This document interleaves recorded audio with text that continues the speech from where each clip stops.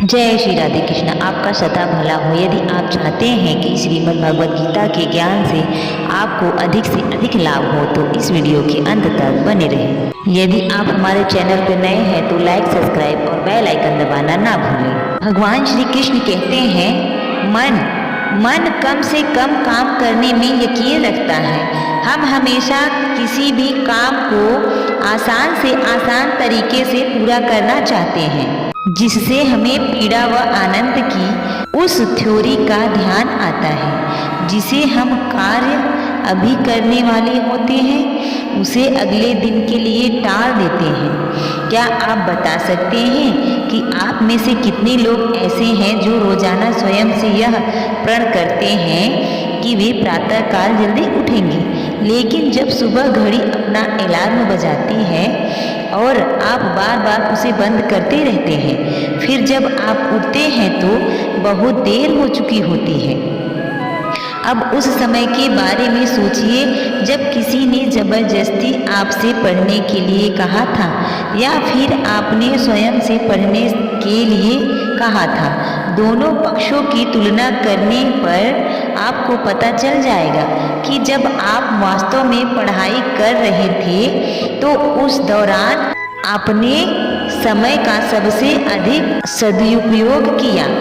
जब आपने मन से पढ़ाई की तब आपकी उत्पादकता अधिक रही। क्या आपने कभी सोचा है कि ऐसा क्यों होता है?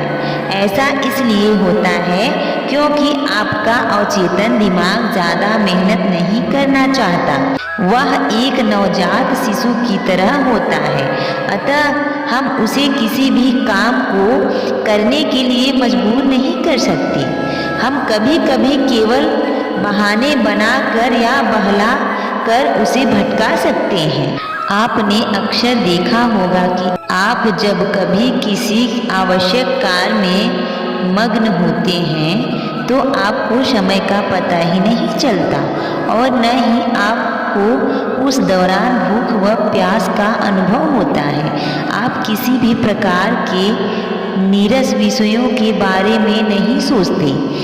यह वह समय होता है जब आप बिना थके काम करते हैं और स्वयं को गौरवान्वित महसूस करते हैं। जब आप में अपने मनपसंद कार्य करने का जुनून सवार होता है तो आप महसूस करते हैं कि आपने बेहतर से बेहतर कार्य किया है। ऐसा इसलिए होता है क्योंकि आपके मन को ऐसा करना अच्छा लगता है। उस समय आपका मन किसी दूसरे के कहने से कार्य नहीं करता और न ही वह कड़ी मेहनत करनी पड़ती है। उस दौरान यह आपकी सहायता करता है क्योंकि आप जो कुछ अपनी इच्छा से कर रहे हैं उसे भी अच्छा लगता है। यदि आप कोई ऐसा कार्य कर रहे हैं जो आप दिल से नहीं करना चाहते और आपके पास इसके अलावा कोई अन्य विकल्प भी नहीं है तो मेरी सलाह है कि आप स्वयं को जबरदस्ती